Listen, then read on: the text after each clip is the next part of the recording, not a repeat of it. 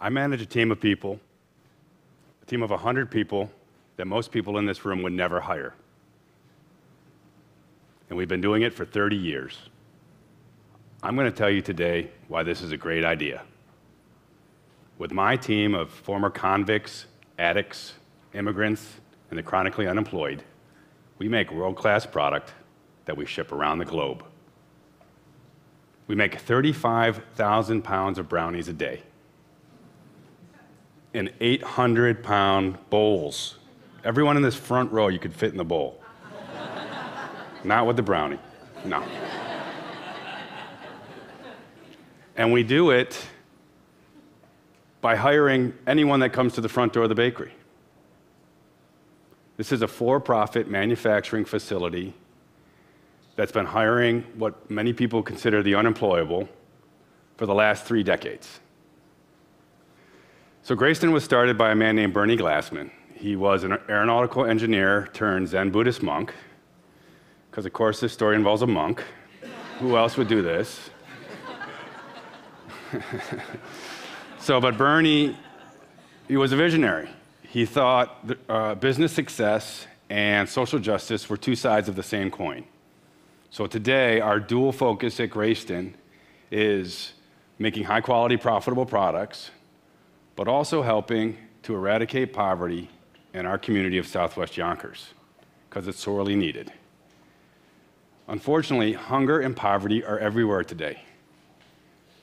46 million people in the United States are living in poverty. 46 million people in the United States are living in poverty. That's 1 out of 6 people in the world's richest country that don't know where their next meal is going to come from. Do you know where your next meal is going to come from? Me too. Imagine if you didn't, or if you didn't know where your kids' meals were going to come from. That's where we are today in the United States. And according to a study by Washington University that President Obama quoted in December, nearly half of all Americans at some point in their adult life will experience poverty. That's half of all Americans. Despite the appearance of a very prosperous nation, we have a problem that's getting worse, not better. But the twin stories of poverty and hunger are neither new nor newsworthy, right? We've been hearing about this for years, the collapse of communities around the loss of jobs, the decay from drugs, the issues with prisons not being able to recuperate people. The cost on society is estimated around $500 billion a year. Enabling the cycle of poverty to continue just does not make sense. It doesn't make sense on a humanitarian level, and it certainly doesn't make sense on a business level when at some point maybe 50% of our market is just struggling to survive. We cannot expect to continue to build our business and our economy on the backs of these collapsing communities. We need to make changes. And we can't expect some of the business structures in the US from 200 years ago to support our business and social needs today. So back in 1811, New York State, where we are right now, allowed for the first registration of corporations. 200 years after that, roughly, Greyston Bakery became the first business in New York State to register as a benefit corporation. So you might not know about benefit corporations, but they're now legal corporate statuses in 27 states. And in these 27 states, for those companies that register, we're legally required to report not just on our financial progress and our financial metrics that we're familiar with, but to report on our environmental impact and our social justice policy. And so at Greyston, we report across 4 different areas: governance, community, workers, and environment.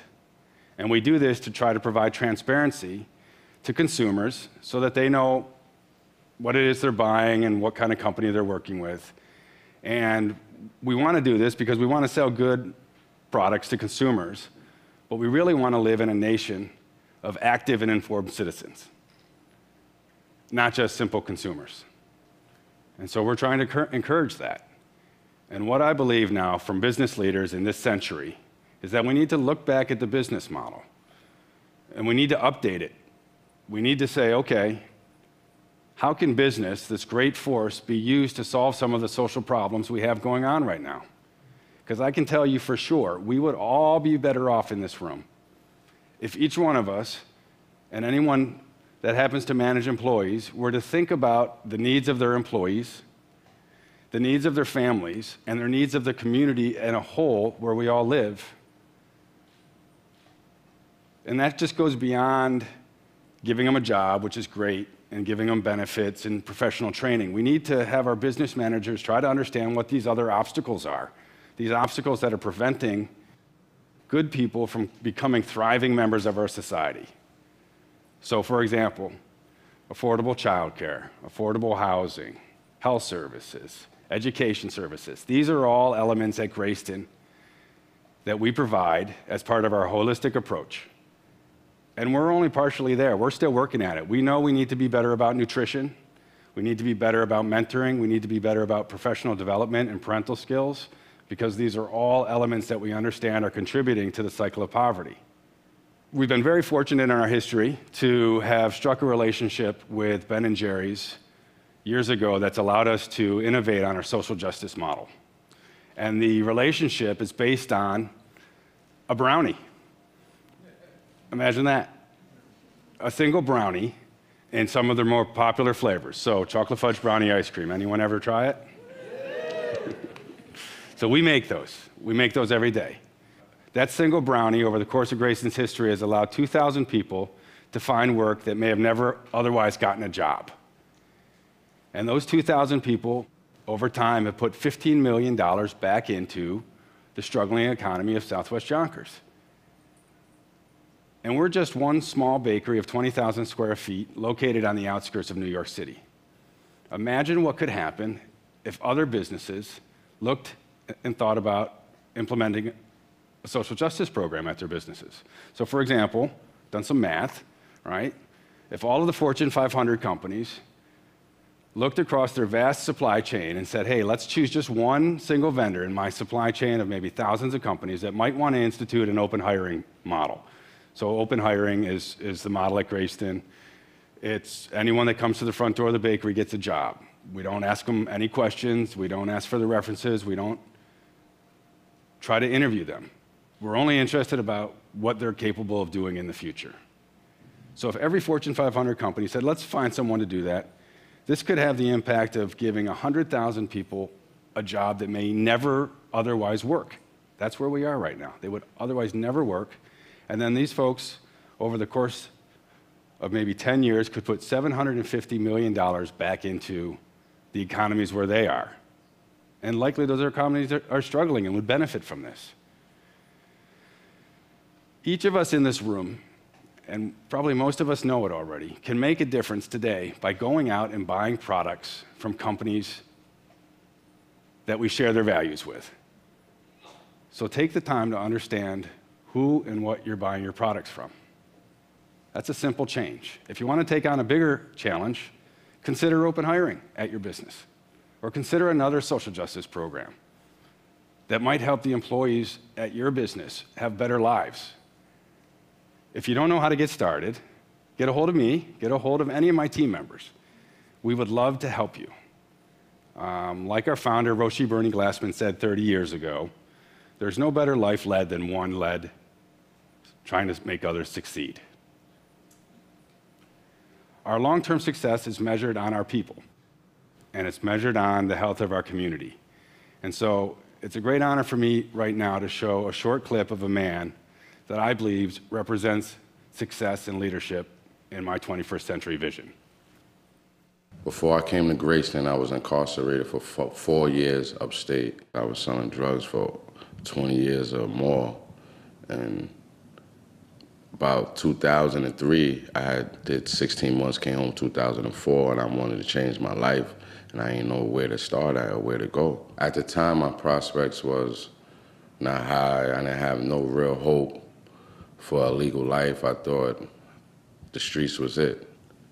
I didn't even know right down the street was the Greyston Bakery. I knew it was there, it was just that I wasn't ready, and they gave me the opportunity.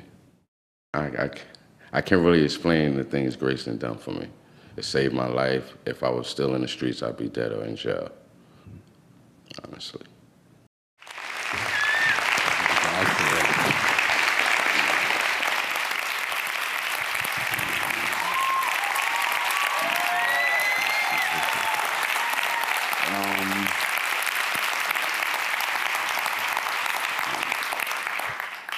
Good afternoon. My name is Dion Drew. I just would like to tell y'all a little bit about myself so y'all get a better understanding of me and where I come from. I was born and raised in Yonkers, New York. I grew up in the projects where at a very young age, I seen a lot of drug selling, a lot of drug use. My mom's worked very hard. She went to work every day. I guess the pay wasn't enough because we was in a struggle. And as I continue to get older, we continue to be in a struggle. I continue to see the people in the streets winning. So I guess that's when I turned to the streets. I started selling drugs at the age of 15. I've been in and out of jail since the age of 17. In 2004, I had to do 4 years to 2008. That's when I decided to change my life, change my ways. While I was incarcerated, I set some goals for when I came home. First, get a job. Secondly, save some money. Third, start my own family. And the most important goal was, just bear with me a little. It was to make my mom proud of me again. When I came home, I looked for work like every day, but nobody would hire me. They either wouldn't call me back or they'd talk about my past. And as months went by, I started getting frustrated, started getting angry. I was feeling hurt until a friend had reminded me about Greyston Bakery. So I went down, put my name on a list. Afterwards, I continued looking for work, continued to get the same results. I remember this day like it was yesterday. I was riding around with a friend, and I got a call from Greyston Bakery asking me, do I want to work? And I said, absolutely. And I've been there ever since February 2nd, 2015, make 6 years straight. I'm very proud of that.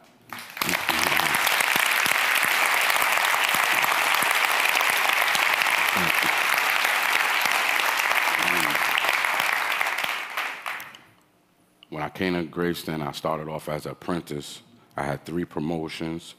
I did numerous talks. And it's funny that y'all laughing because after my talks, I get back to work. My peers, co-workers are always teasing me about being a crybaby. But like y'all laughing right now, I laugh about it because now it's tears of joy, not tears of pain. And that's a good feeling, you know. I achieved everything I set to accomplish. I have 3 bank accounts. I have life insurance, dental insurance, health insurance, Aflac.